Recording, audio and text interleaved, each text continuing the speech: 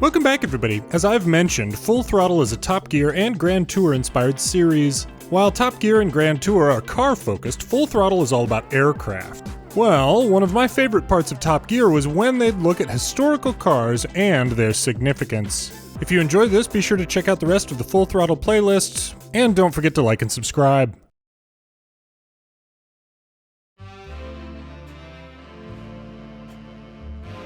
It was October of 1947, and while World War II had been over for 2 years, fundamental differences between the heavily armed and extremely capable world powers hadn't gone away.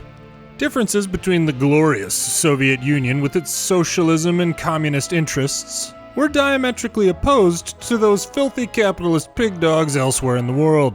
While perspectives undoubtedly vary, we can probably all agree that one of the groups had the military might, technology, and international agenda to impute its practices on other parts of the world, and the other group served as the knight in shining armor, defending the helpless from the bad influences of the other. Around the world, countries and regimes took sides, and the Cold War, one of the longest and strangest conflicts in history, began. It was at this point in 1947 that the North American F-86 Sabre first took to the skies.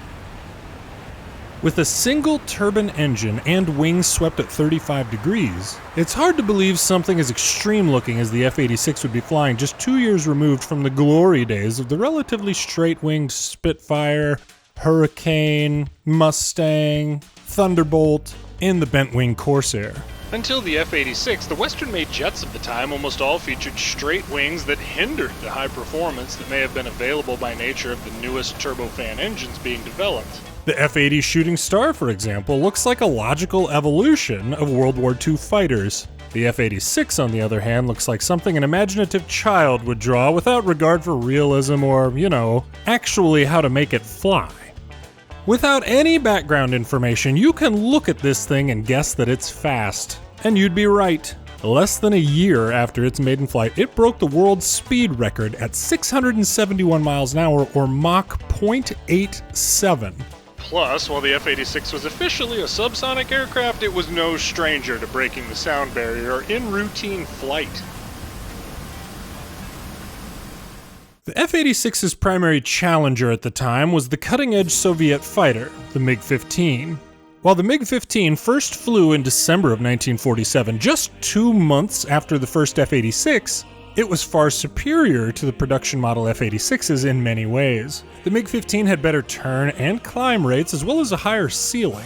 However, the F-86 was eventually updated to the F-86F, which happens to be the type we're flying, and it sports a bigger engine than prior models. The increased thrust and power-to-weight ratio, along with a few redesigned features, served to generally even out the performance disparity between the Sabre and the MiG.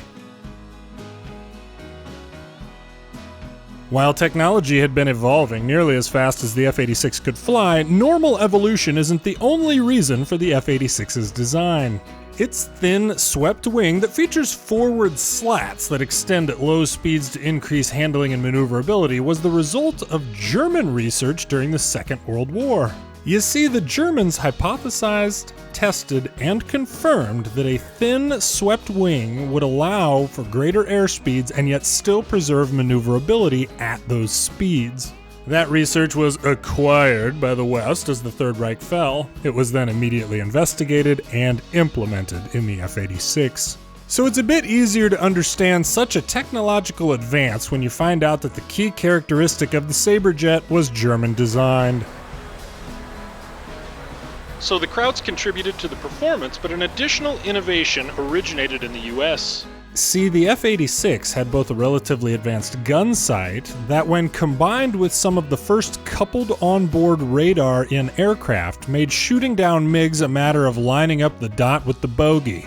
Gone were the days of estimating the range to the target and interpolating the appropriate lead necessary to hit the target.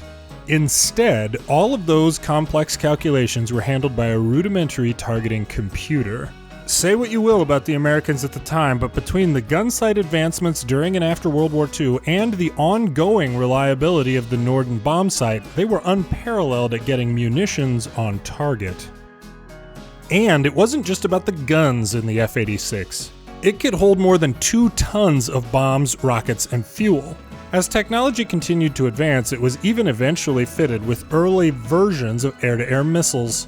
Heck, given its speed, it was even found to be capable of deploying a tactical nuke if the need should arise.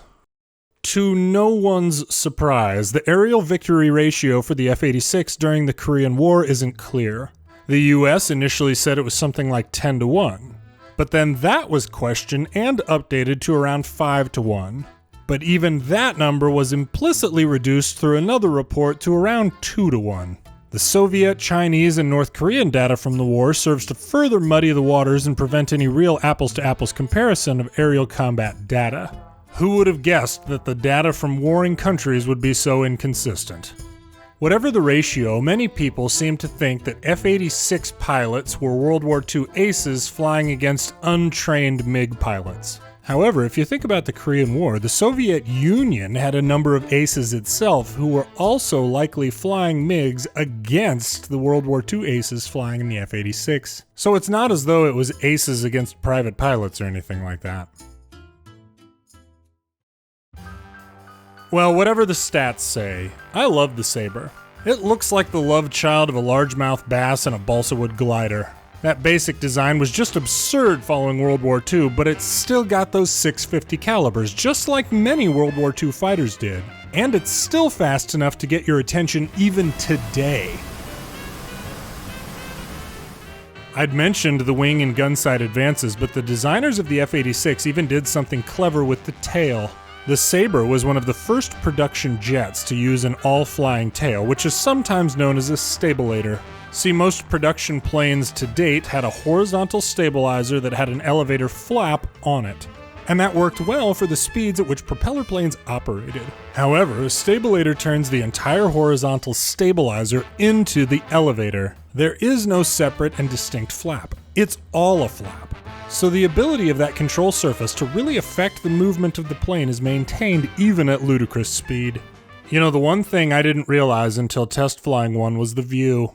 The visibility out the F-86 was almost certainly unlike anything its pilots had flown to date. The wings are swept, but they were also well behind the pilot. With most World War II fighters, you literally climbed onto the wings to get into the cockpit. The wings were directly in the pilot's line of sight, even with the slightest head turn. Not so in the F-86. The gun sight and radar were undoubtedly an important development, but I'd wager one of the real reasons for the success of this thing in air combat was its frankly unprecedented visibility from the cockpit. The F-86 was so good it was considered reasonably comparable to the F-100, which first flew 6 years after the F-86 maiden flight, and the F-105, which first flew 8 years after the F-86. Heck, I held my own dogfighting against 2 separate F-14s flown by real people who were very capable pilots. As if this thing wasn't already great enough, it even featured a carrier-based variant, the FJ2 and 3. That probably helps explain why the F-86 is likely the most produced Western-made fighter of all time.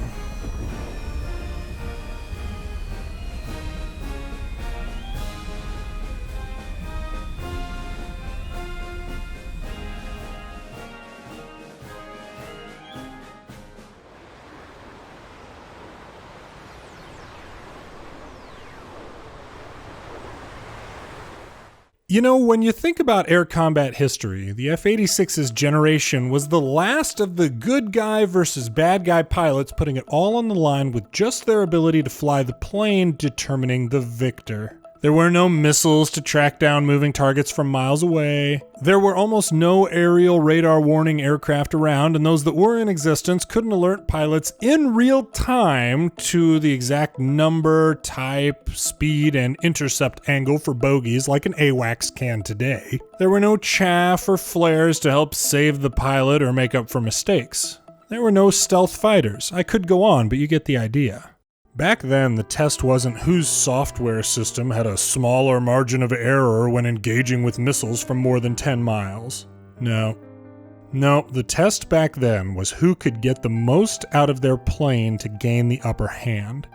It was pilot versus pilot. Plane versus plane.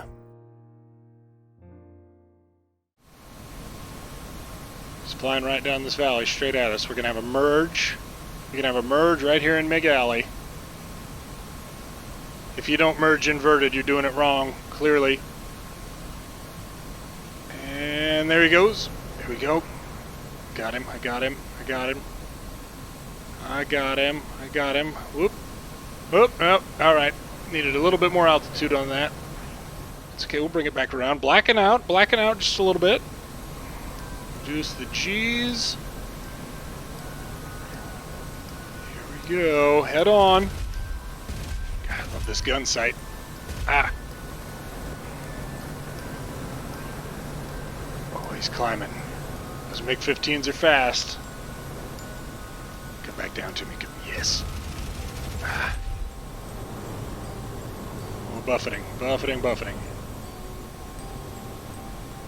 Gotta cut my power just a little bit here.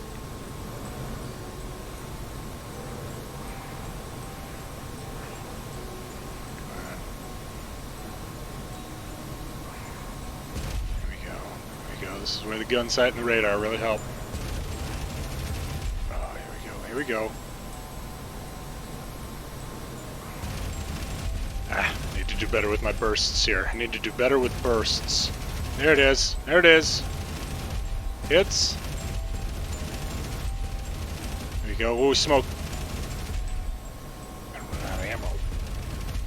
Oh, yeah, last ammo. Okay. Smoking bad. Is he gonna save it?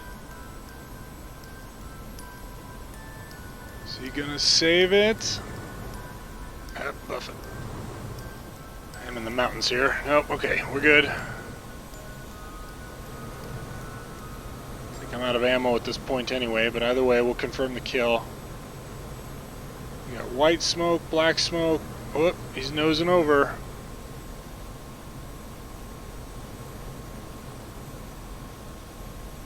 By golly, we got him. We got him.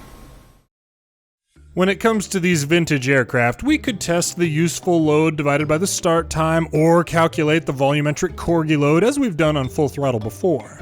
But the real test for any historical aircraft is whether our test pilot would have chosen to fly it. Some say waiters tip him, and that he once had an air-to-air victory from a hot air balloon. All we know is he's our German Shepherd test pilot and he's called the Rug. Rug has flown just about everything with wings or rotors, and a few things with neither. In chatting with the Rug about the Sabre, which he calls the Sabre Jet because he's old school, it's clear he's excited about this one. So how about it, Rug? Would you choose to fly it? And there you have it. That's basically a 5-star Michelin rating. Don't forget to like and subscribe if you enjoyed this. Also be sure to check out the entire Full Throttle series for more Top Gear inspired reviews of aircraft. Thanks for watching!